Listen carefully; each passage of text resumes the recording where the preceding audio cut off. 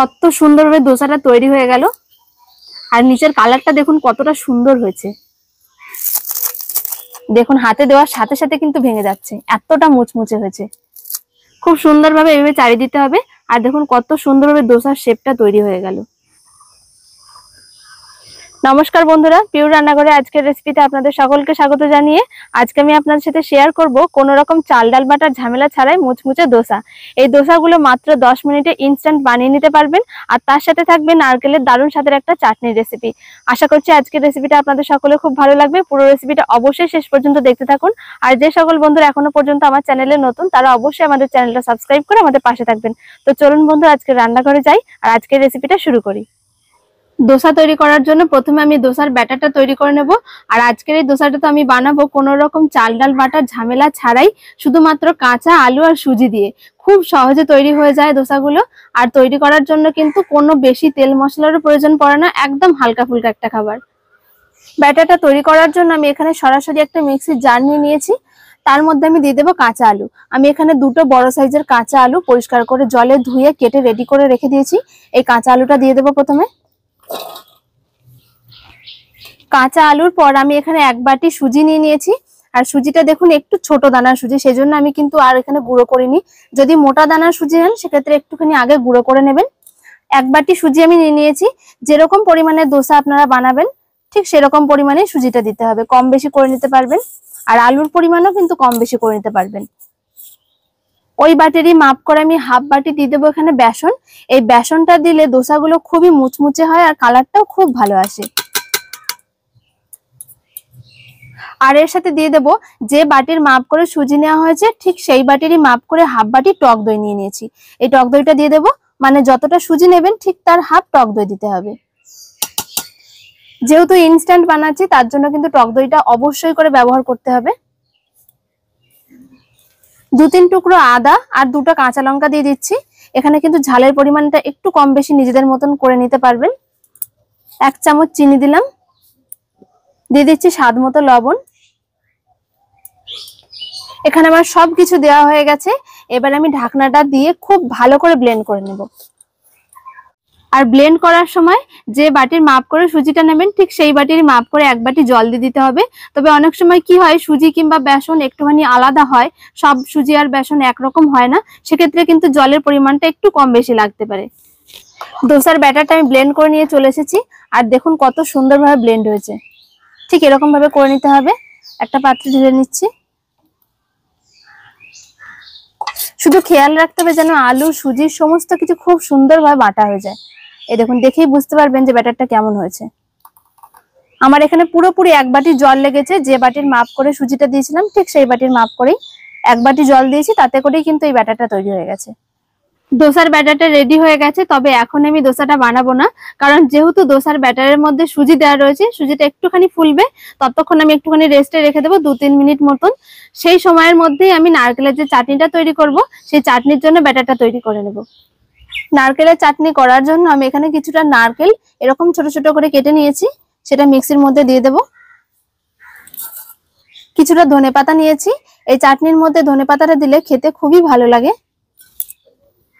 কয়েকটা কারি পাতা দিয়ে দেব। 2টো বড় সাইজের কাঁচা লঙ্কা নিয়েছি, ঝালটা নিজেদের পছন্দ মতন দেবেন। আর নিয়ে নিয়েছি কয়েক টুকরো আদা। 3 টেবিল চামচ আমি এখানে টক দই নিয়ে নিয়েছি, সেই টক দইটা দিয়ে দেব।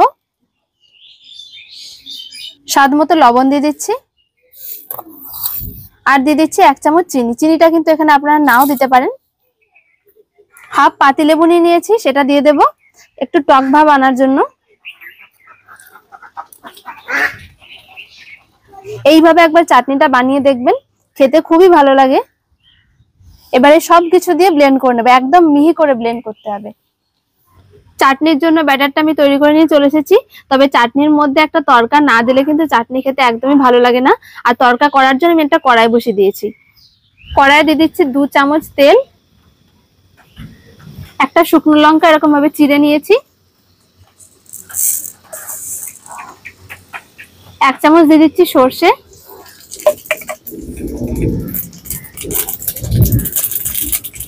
সব শেষে দিয়ে দিচ্ছি কয়েকটা কারি পাতা।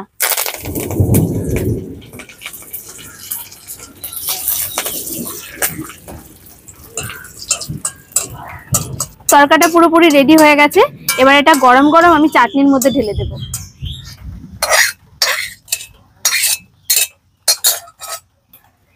তরকাটা দেওয়ার পর সঙ্গে সঙ্গে এইভাবে একটু মিশিয়ে নিতে হবে। আর এইরকম ভাবে চাটনিটা করলে কিন্তু খেতে খুবই ভালো লাগে।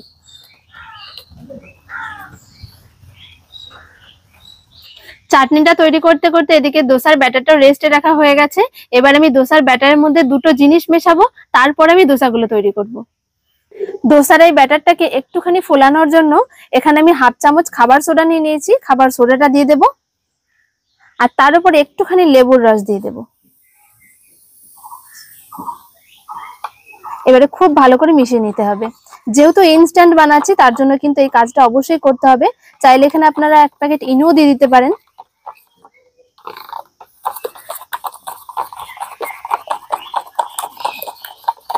খাবার সোডাটা দেওয়ার ফলে দেখুন খুব সুন্দরভাবে কিন্তু একটা বুদবুদ ওঠা শুরু করেছে। আর এইরকম হলে জানবেন দোসাগুলো খুব সুন্দর হবে। ব্যাটারটা রেডি হয়ে গেছে, এবার আমি দোসাটা বানিয়ে নেব। এবার আমি দোসাগুলো তৈরি করে নেব। আর দোসা তৈরির ক্ষেত্রে বেশিরভাগ মানুষেরই যে সমস্যাটা হয় সেটা হলো দোসা উঠতে চায় না, লেগে যায়। তো আজকে আমি আপনাদের দেখাবো যে কত সহজে দোসাগুলো প্যান থেকে ছেড়ে বেরিয়ে আসে।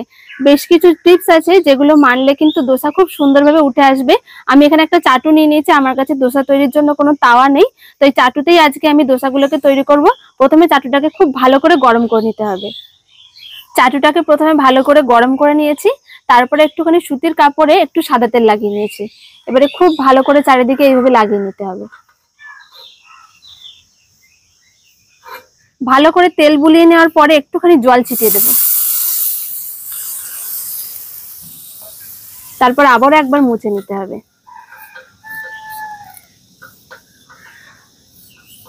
এবারে তাওয়াটাকে খুব ভালো করে গরম করে নিয়ে তারপরে যখন ব্যাটারটা দেব সেই সময় একটুখানি আঁচটা কমিয়ে নিতে হবে। চাটুটা পুরোপুরি রেডি হয়ে গেছে। এবার আমি অল্প করে একটু ব্যাটার নিয়ে ঠিক এই মাছ বরাবর দিয়ে দেবো, তারপরে আস্তে আস্তে এইভাবে ঘোরাতে হবে।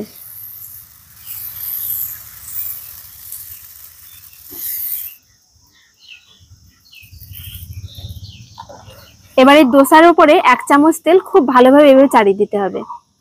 চারিদিক দিয়ে এভাবে একটু লাগিয়ে নিচ্ছি।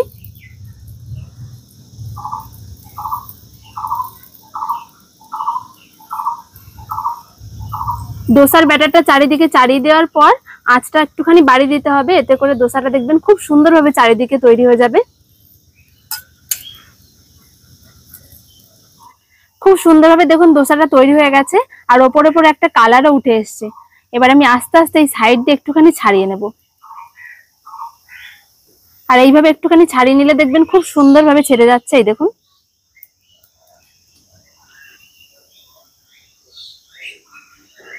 কত সুন্দরভাবে দোসাটা তৈরি হয়ে গেল। আর নিচের কালারটা দেখুন কতটা সুন্দর হয়েছে। কত সহজে দোসাটা উঠেও আসলো, দেখুন একটুও কিন্তু তাওয়াতে লেগে নেই। দোসার কালারটা দেখুন কতটা সুন্দর হয়েছে, আর একটুও কিন্তু তাওয়াতে লেগে নেই, কত সুন্দরভাবে উঠে এসছে। আর দোসাটা দেখুন দেখেই বুঝতে পারবেন যে কতটা মুচমুচে হয়েছে। একটা দোসা তৈরি করার পর দেখুন এখনো কিন্তু ওপরে ওপরে তেলটা লেগে রয়েছে। এই তেলটাই আমি চারিদিকে বুলিয়ে দেব। এর উপরে বারবার কিন্তু তেল লাগানোর কোনো দরকার নেই। তবে তেল বারবার না দিলেও এইভাবে করে জলটা কিন্তু অবশ্যই দিতে হবে। যতবার দোসা তৈরি করবেন ততবারই কিন্তু এইভাবে জল দিতে হবে, আর জল দিয়ে ঠিক এইভাবে মুছে নিতে হবে।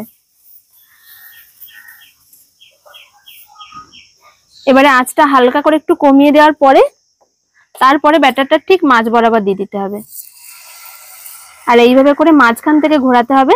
দেখবেন খুব সুন্দরভাবে চারিদিকে চালিয়ে যাচ্ছে। এই দেখুন খুব সুন্দরভাবে এইভাবে চালিয়ে দিতে হবে। আর দেখুন কত সুন্দরভাবে দোসার শেপটা তৈরি হয়ে গেল। তাওয়াতে হলে খুব ভালো হয়, কেননা অনেকটা জায়গা পাওয়া যায়।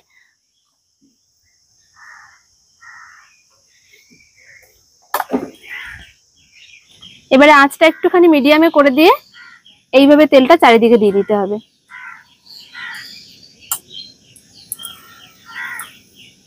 খুব বেশি কিন্তু তেলেরও দরকার নেই, একটুখানি তেল শুধু এইভাবে লাগিয়ে নিলেই দেখবেন খুব সুন্দরভাবে উঠে আসছে।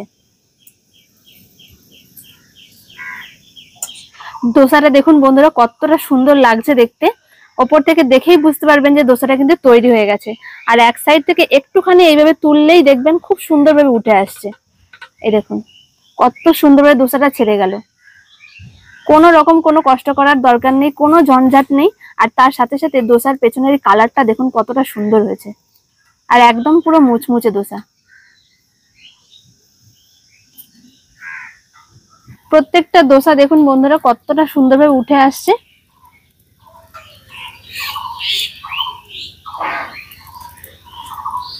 আর প্রত্যেকটা দোসা দেখুন দেখতে কতটা সুন্দর হয়েছে, দেখলেই বুঝতে পারবেন যে কতটা সুন্দর হয়েছে দোসাগুলো। যেমন সুন্দর রং হয়েছে তেমনই সুন্দর দেখেই বুঝবেন যে মুচমুচে হয়েছে। সব দোসাগুলোকে আমি একই রকম ভাবে বানিয়ে নেব। আর দোসা তৈরির ক্ষেত্রে এই যে তেল দিয়ে মোছা, জল ছেটানো, এগুলো যদি একটু ঠিকঠাক ভাবে মানেন তাহলে দেখবেন যাতেই তৈরি করেন না কেন, বাড়িতে যে তাওয়াতে আমরা রুটি ভাজি সেই তাওয়াতেও যদি তৈরি করেন দোসা, তাহলেও কিন্তু একদম পারফেক্ট ভাবে তৈরি হবে আর এইরকমই সুন্দরভাবে উঠে আসবে।